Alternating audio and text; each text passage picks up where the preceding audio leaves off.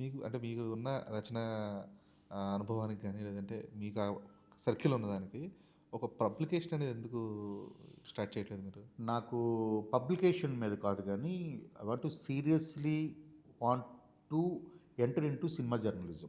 Okay. So, I want to start a site. First time మీకు చెప్తున్నాను. Okay. So, దానికి work అంతా చేస్తున్నాను. అంటే సినిమా జర్నలిజం నేను చూస్తున్నంత వరకు కూడాను చాలా కలుషితం అయిపోయింది. హ్మ్. సినిమా సైడ్ ఉండే జర్నలిజం లేదు. అంటే వెరీ రేర్. అంటే మిమ్మల్ని అప్రిషియేట్ చేస్తున్నాను అనుకోకండి. అంటే ముఖస్తుతి కూడా చెప్పట్లేదు.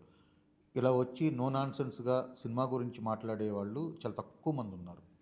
సో, ఆ తక్కువ మంది ఎవరైతే ఉన్నారో అంటే మనకి చాలా ఇప్పుడు ఫిల్మ్ కంపానియన్, బిహైండ్ వుడ్స్ ఇలాంటి సైట్‌లే మనకు లేవు.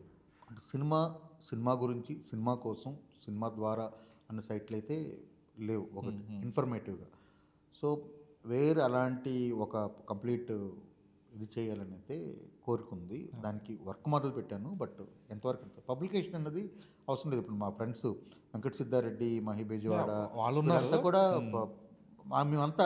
మేమంతా ఒక ఈవినింగ్ పూట కూర్చొని ఆలోచించి చేసిందది. ఓకే. సో, అదంతా సొంత సంస్థలాంటిది.